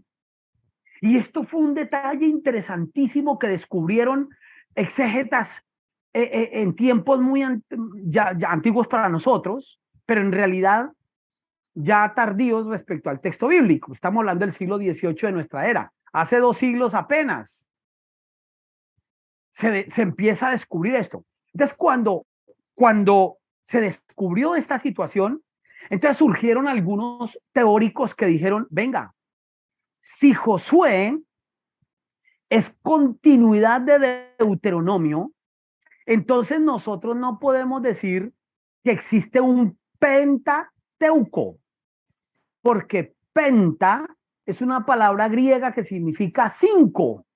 Entonces no debemos hablar de Pentateuco, o sea, 5 cántaros o 5 rollos directamente. No debemos hablar 5 rollos, sino que debemos poner uno más, el libro de Josué, porque Josué es continuidad de Deuteronomio. Entonces dijeron, no hablemos de Pentateuco, sino de Hexateuco. Hexa, prefijo que significa 6, porque a Josué, o más bien al Pentateuco hay que agregarle Josué. Entonces hablemos de Hexateuco. Pero resulta que esto llamó la atención.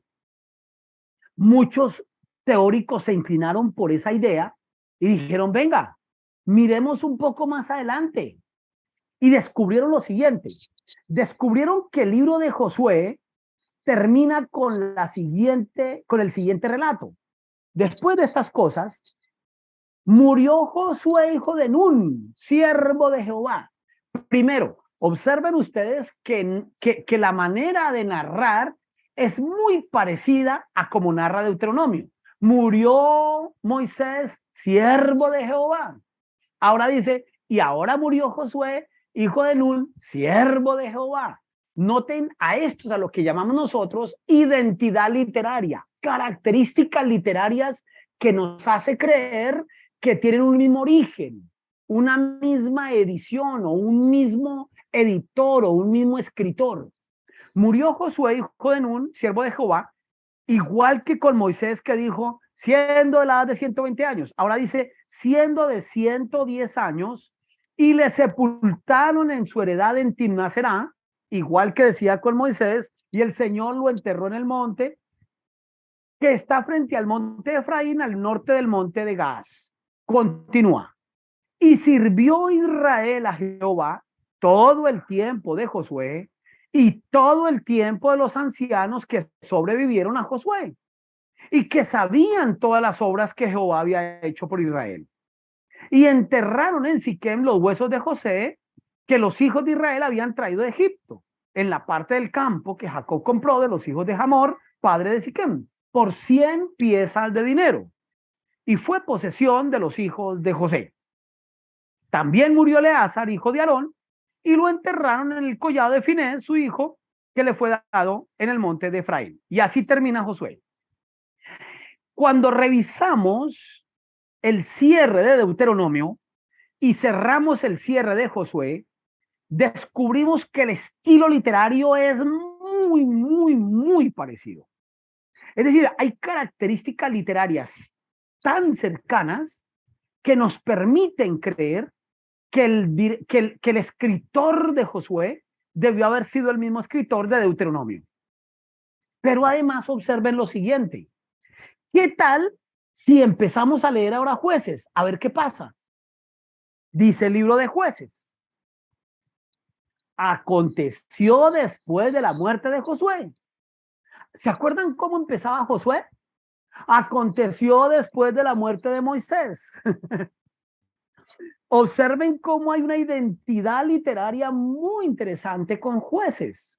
Aconteció después de la muerte de Josué que los hijos de Israel consultaron a Jehová diciendo, ¿quién de nosotros subirá primero a pelear contra los cananeos?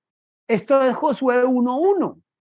Ahora, si avanzamos un poquito en el libro de Josué, en el libro de Jueces, perdón, y llegamos hasta el capítulo 2, solo hasta el 2, dice en el capítulo 2 de la siguiente manera, porque ya Josué había despedido al pueblo y los hijos de Israel se habían ido cada uno a su heredad para poseerla, y el pueblo había servido a Jehová todo el tiempo de Josué y todo el tiempo de los ancianos que sobrevivieron a Josué. Miren ustedes que es lo mismo que decía el libro de Josué. Sirvió Israel a Jehová todo el tiempo de Josué. Ese relato de Josué, observen que se repite igualitico en Jueces, en capítulo 2. Casi que se copió, diría uno. ¿Será que se copió? ¿O será que es justamente el mismo autor que escribió Josué, el que escribió Jueces? Y el pueblo había servido a Jehová todo el tiempo de Josué y todo el tiempo de los ancianos que sobrevivieron a Josué, los cuales habían visto las grandes obras de Jehová que él había hecho por Israel, pero murió Josué, hijo de Nun, siervo de Jehová, siendo de 110 años, y lo sepultaron en su heredad en Timnaserá, en el monte de Efraín, al norte del monte de Gaas. Observen que el libro de Jueces comienza de la misma manera como termina el libro de Jueces. Cuando entonces los críticos descubrieron esto, dijeron, caramba, espérense, ¿no será entonces que Jueces es continuidad de la película de Josué? Si la película continúa, entonces ya no estamos hablando de un hexateuco, es decir, 6 libros, sino que ahora hablamos de un heptateuco, 7 libros. Es decir, tenemos el Pentateuco, continúa en Josué y continúa en Jueces. ¡Wow! Esto es todo un bloque literario mucho mayor. Venga, espere. Y si seguimos haciendo el ejercicio, Ok, vayamos al final de Jueces. ¿Qué pasa con el cierre de Jueces? En esos días no había rey en Israel y cada uno hacía lo que bien le parecía. Así termina el libro de Jueces. Bueno, lo que descubren los críticos son dos cosas interesantes aquí. Primera, el libro de Jueces no termina. En realidad observemos que el libro de los Jueces no termina. ¿Cómo que no termina? Claro, como libro, pues termina. Pero como historia no. El libro de Jueces no termina, la historia no termina allí.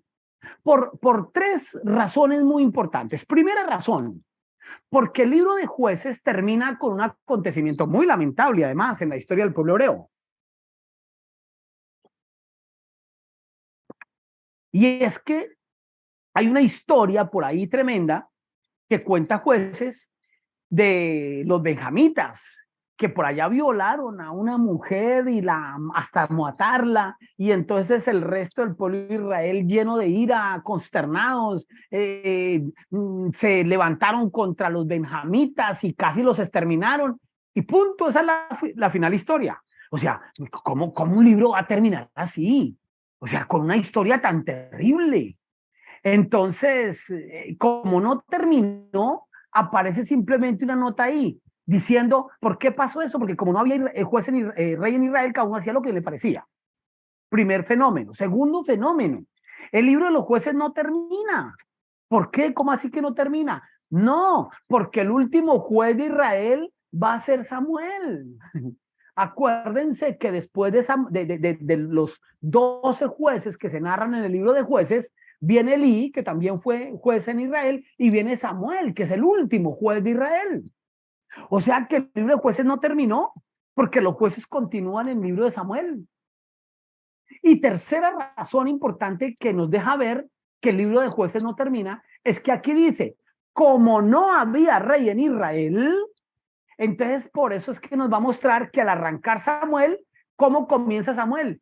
Con el pedido, con la necesidad de que hubiera un rey en Israel. Entonces comienza ahí con el tema de Israel. Entonces, ¿cómo comienza el libro de Samuel? Un varón de Remataín, de Sofín, del monte de Efraín, que se llamaba Elcana, hijo de Jeroán, hijo de Eliú, hijo de Tohu, hijo de Sub, Efrateo. Es decir, noten que así como el libro de Jueces no termina, el libro de Samuel no comienza. ¿Dónde comienza Samuel? Samuel comienza en Jueces. ¿Qué llevó esto a pensar los exegetas? Un momentico. Entonces no estamos ante un heptateuco, no son 7, Pentateuco, Josué y Jueces. Estamos ante un octateuco. Tenemos Pentateuco, a Josué, a Jueces y a Samuel, porque Samuel continúa la película. Venga, espere, vayamos entonces al final de Samuel a ver qué pasa. ¿Cómo termina Samuel?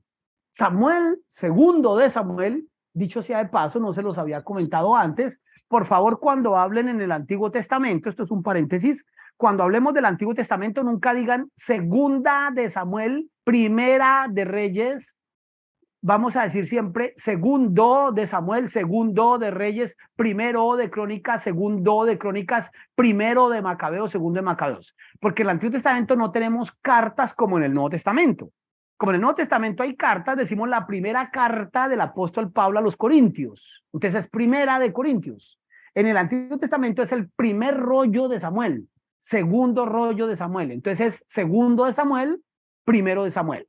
Listo, cierro paréntesis. ¿Cómo termina segundo de Samuel? Edificó allí David un altar a Jehová y sacrificó holocaustos y ofrendas de paz, y Jehová oyó las súplicas de la tierra y cesó la plaga de Israel. Listo, terminó Samuel. ¿Cómo comienza Reyes? Cuando el rey David era ya viejo y avanzado en días, le cubrían en ropas, pero no se calentaba. Es decir, Samuel termina contando los últimos días de David y Reyes comienza contando los últimos días de David. Es decir, ¿qué tenemos aquí? Otra vez continuidad literaria, otra vez una narrativa continua, Otra vez tenemos que la película no se ha acabado. Esto es como las series actuales de Netflix o de por allá de no sé qué, de Prime Video y no sé qué, ¿no? Que las series nunca se acaban. Cuando usted dice, uy, estoy en el último capítulo de la serie, y llega el último capítulo y lo dejan a uno en veremos. Y por allá le aparecen después con la segunda parte de la serie. Entonces, tenemos ahora Reyes, y es como la siguiente temporada de Samuel. Continúa Samuel.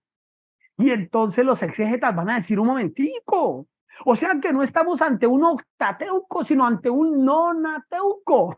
Es decir, tenemos 9 libros, Pentateuco y Jueces y Samuel, y Josué, perdón, Jueces, Samuel y Reyes. Esto se llama un nonateuco.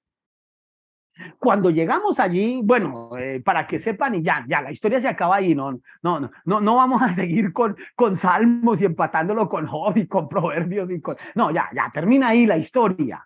Entonces los exégetas dijeron, estamos ante un nonateuco realmente.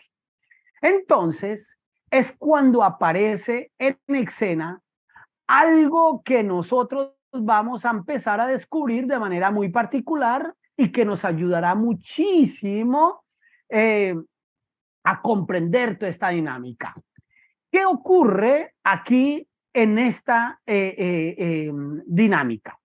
En la dinámica que vamos a encontrar ahora, aparece actualmente en nuestros días un libro que les voy a recomendar y que les he compartido unas lecturas que forman parte de los ejercicios que ustedes van a hacer, complementarios a nuestras charlas. Introducción al Antiguo Testamento, escrito por José Luis Icré. Él es un sacerdote católico español, vive todavía, fue alumno, primero fue alumno y después se volvió compañero de trabajo de investigación de Luis Alonso Shekel. Ustedes han oído nombrar a Luis Alonso, un gran exégeta y conocedor del Antiguo Testamento. Escribe el diccionario, produce el diccionario hebreo-español más grande que tenemos hoy en lengua hispana. También español, Luis Alonso Shekel, aunque su mamá era de origen alemana, por eso su apellido Shekel, pero su papá Alonso, de origen español. José Luis Icré escribe este libro de Introducción al Antiguo Testamento que se lo recomiendo muchísimo, y dice José Luis Icré en su libro de la siguiente manera: sin duda, usted ha oído hablar del combate de David con Goliat, la caída de las murallas de Jericó, Elías, Eliseo, la conquista de Jerusalén por los babilonios. Pero quizá lo que usted no sabe es que estos relatos forman parte de una larga historia de Israel que abarca desde el siglo XIII hasta el año 561 a.C. A esa historia grandotota hoy se le conoce como historia deuteronomista, porque se basa en los principios teológicos del Deuteronomio, pero su formación fue lenta y compleja. Déjenme ampliar la idea de José Luis Icré.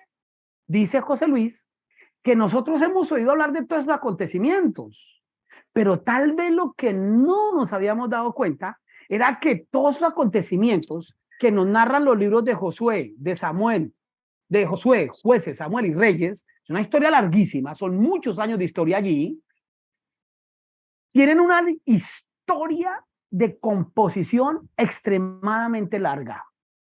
¿Cómo? ¿Usted se ha preguntado alguna vez cómo hizo alguien para escribir todo esto? Desde Josué hasta final de Reyes. Esto es una historia enorme. ¿Cómo pasó eso? Entonces surge una hipótesis que se va a llamar y la vamos a conocer hoy como la historia deuteronomista. Yo les di a ustedes ya, se les hizo una asignación de unas lecturas. Por favor, hagan esas lecturas porque les va a ayudar a complementar todo lo que estamos estudiando y va a permitirles tener una comprensión mucho más amplia de todo este fenómeno. ¿Qué es la historia deuteronomista? La historia deuteronomista nos dice lo siguiente. Fue el paso siguiente. ¿Se acuerdan que les dije que estamos ante un nonateuco? Es decir, 9 libros. Entonces finalmente dijeron, no, espérese. Los investigadores descubrieron lo siguiente. Espérese. Sí es cierto que Josué continúa después de Deuteronomio, pero algo que tenemos que descubrir es que Deuteronomio no continúa después de Génesis, Éxodo, Levítico y Números. intente usted hacer este ejercicio que hicimos y hágalo entre Números y Deuteronomio y descubre que no hay continuidad. En realidad, ¿qué es el Pentateuco? El Pentateuco es un primer libro que es aparte de todos, que nos habla de los orígenes de todo.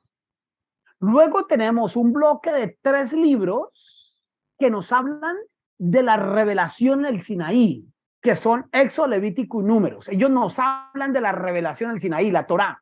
En otras palabras, se los voy a decir de esta manera. La Torá, propiamente dicha, está compuesta por Éxodo, Levítico y Números. Punto. Y tenemos un quinto libro que es Deuteronomio, que ¿qué hace Deuteronomio?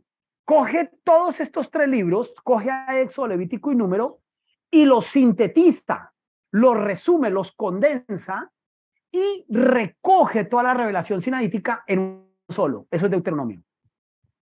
Y entonces, ¿qué significa o qué es la hipótesis de la historia deuteronomista? La hipótesis de la historia deuteronomista nos va a decir lo siguiente.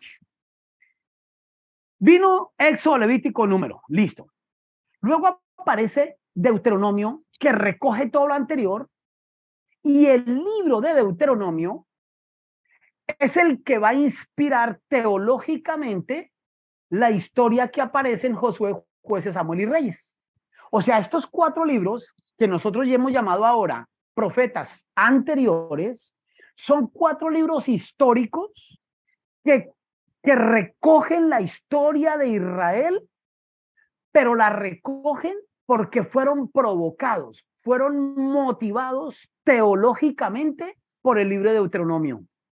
Entonces se le va a poner como apodo a estos 4 libros la historia deuteronomista, para decir que se le llama historia porque son libros de historia, y se le llama deuteronomista para decir que fueron inspirados en la teología del Deuteronomio.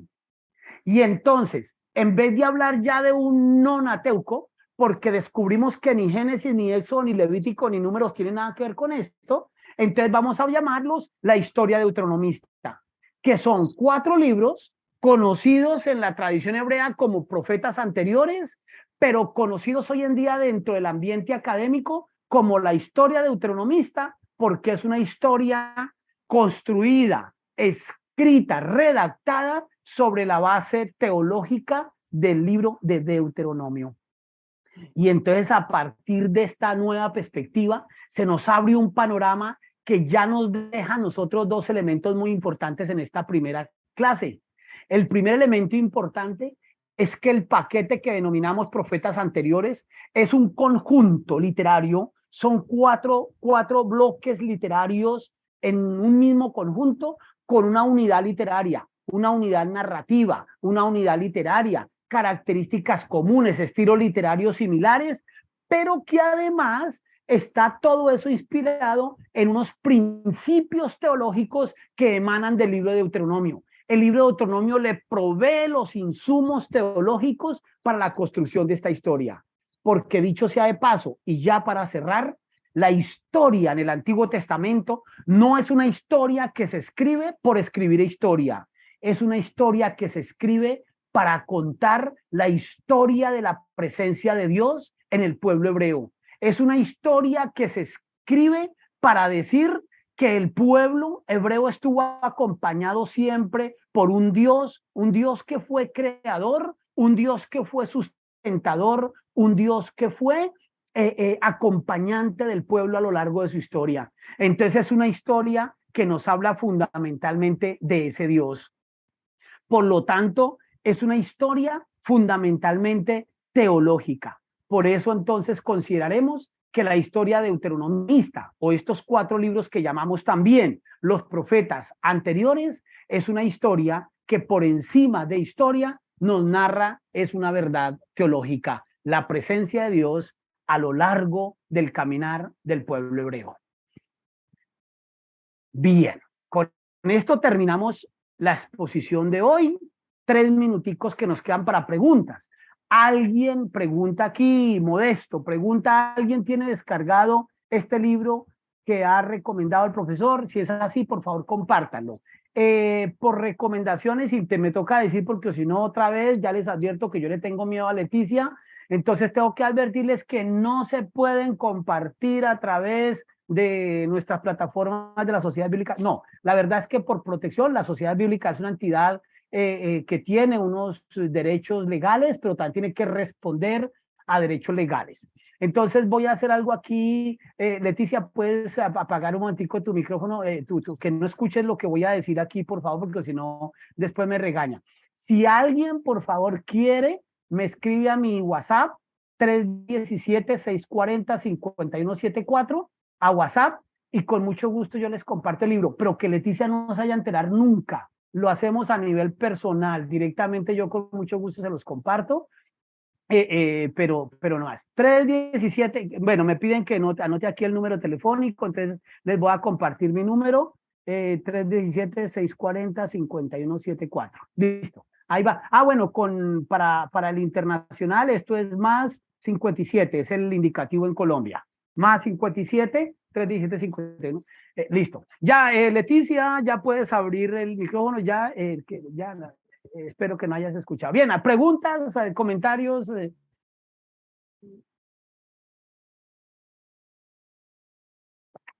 La lectura sobre la historia deuteronomista se las dejé, es de las lecturas que tienen que estudiar. Es decir, una parte del libro, específicamente este capítulo sobre la historia deuteronomista, ya lo tienen ustedes. No sé cuál es el medio que llegan ahí en la plataforma, lo pueden descargar. La partecita que debemos leer, eso ya la tienen. O sea, aquí es para los que quieran el libro completo, pero la partecita que necesitamos leer de historia deuteronomista está ahí. Es una novela. Bueno, déjenme contarles esto rápidamente.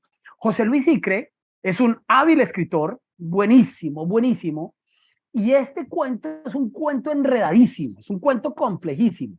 Además fue escrito en alemán, entonces ustedes se imaginan pasar esto del alemán al español, es terrible. José Luis Icre hizo una obra fantástica y volvió todo eso una novela, él escribió una novela, sabrosísimo de leer, o sea, le dio una delicia a la lectura impresionante, y ese es el texto que les mandé. O sea, ustedes lo que van a leer es la novela de José Luis Icre, y ahí en ese texto, él les aclara qué de esa novela es ficción, qué de esa novela es real, qué de esa novela está en el texto bíblico, para que tengan cuidado con la lectura. Entonces, hablaremos de eso más adelante y tendrán oportunidad en los foros de compartir y discutir acerca de la lectura. ¿Listo? Mi nombre es Milton Martínez. Milton Martínez, que me están preguntando aquí. Entonces, con mucho gusto, pueden ponerse en contacto conmigo cuando deseen. Bien, no sé si hay más preguntas, no sé si nuestra coordinadora tiene algo que decir o... Bueno, ante todo agradecerle. Un excelente